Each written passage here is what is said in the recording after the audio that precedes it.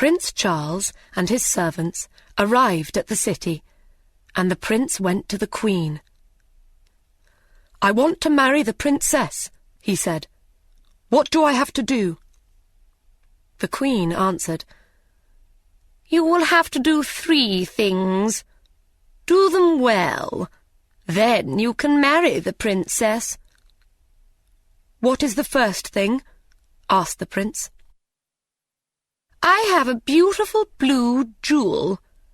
Yesterday it fell into the river.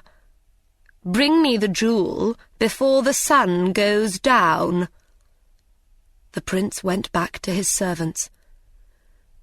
"How can we find the jewel?" he asked them.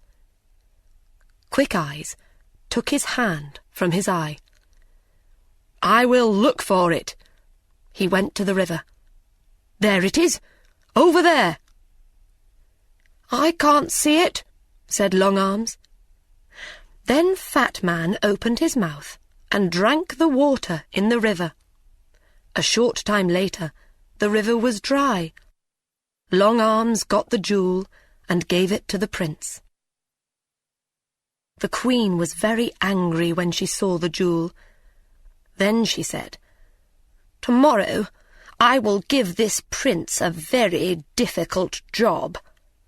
She thought hard. She did not sleep that night. The next morning, the prince woke up early. He went to the Queen again. "You are hungry after your long journey," she said, with a cold smile. "I have 30 chickens outside. Eat them before 12 o'clock. I do not want to find 1 chicken leg." "Can I invite a friend?" the prince asked. "I do not like eating without a friend." "You can ask 1 friend," said the Queen. The prince left. "He will die this afternoon," she said to her daughter, and she laughed. The prince went back to his friends. "Come with me, Fat Man," he said. Fat Man quickly ate the 30 chickens. Then he ate the Queen's other animals, the bread in the kitchens, the fruit on the trees, and the vegetables in the ground. "Now what can I eat?" asked Fat Man. There was nothing there, so he went to sleep. At 12 o'clock, the Queen called for her lunch. She waited and waited, but no food came. She went to see the cook. "Where is my lunch?" she asked.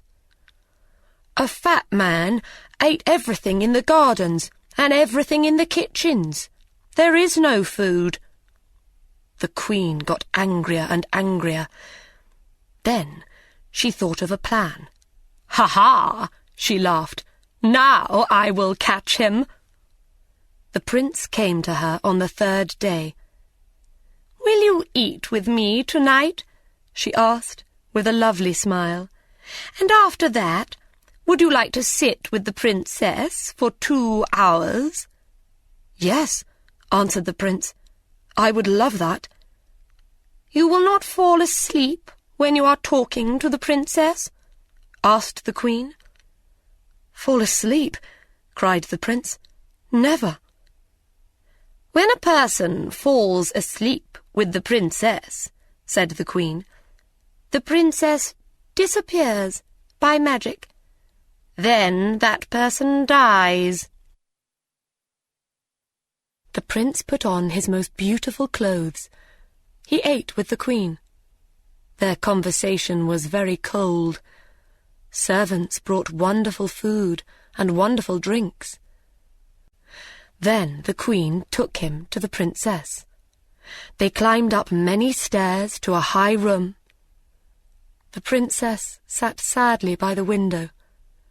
The red light of the evening sun lit up her beautiful face. The river below, the flowers round the window, and her dress were the same colour.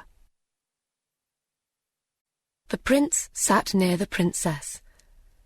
They were very happy for a short time. But the prince's eyes suddenly felt heavy. He started to fall asleep. He couldn't hear the princess's words. His eyes shut. He was asleep. Half an hour later, he opened his eyes again. The princess wasn't there. He looked everywhere in the room, but he couldn't find her. He ran to the window and looked out. He saw Big Ear below. He called to him, "The princess isn't here. We have to find her in the next hour." Long Arms brought the prince down to the ground. "Where is the princess? Can you hear her, Big Ear?" Big Ear put his ear to the ground. "Yes," he said, "I can hear her. She is calling. She says that she is across the river. She is inside a tree. Her mother's men put her there." Quick Eyes looked. "Yes," he said, "I can see her." "But how can we get her?" cried the prince. "I have an idea," said Cold Man, and he opened his coat. Snow fell. Everything went white. Cold Man jumped into the river, and the water was ice. They ran across the ice and brought the princess back. Long Arms put the prince and princess back through the window into the high room. They sat down, and the door opened. The Queen came in. She could not speak when she saw the princess. She gave them a cold smile. "We are having a very interesting conversation," said the prince.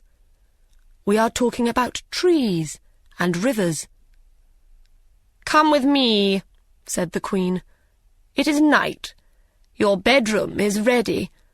Your servants can sleep there too." The prince said good night to the princess, and he and his servants followed the Queen. She took them to a big room. The Queen shut the door. She ran to the cook and said, "Make a great fire under their room." After a short time, the room got very hot. The prince went to the door, but he couldn't open it. "I can hear a great fire below us," said Big Ear. "This is wonderful," said Cold Man. "I feel really warm for the first time in my life." "Open your coat, Cold Man," said the prince. When Cold Man opened his coat, the room got colder again. "That's better," they said. The Queen listened at the door. She heard them. She ran to the cook and said, "Make the fire hotter." Cold Man smiled. "I am warm again," he said. "They are cooking us," said the other servants. "Take off your coat," said the prince. The prince took Cold Man's coat away. "I am too cold," said Cold Man. "Please give me back my coat." Snow fell in the room. The prince could not speak because he was too cold. Fat Man cried. There was ice in his hair. The Queen came to the door. She listened. Nothing. "They are dead now," she said. She opened the door. The prince and his servants ran out of the room. "Let's go and sit by a fire," said the prince. "My face and hands are blue with cold." The Queen could not win. She knew that now. So she left the country. The princess married the prince, and they lived happily. And the good servants lived with them.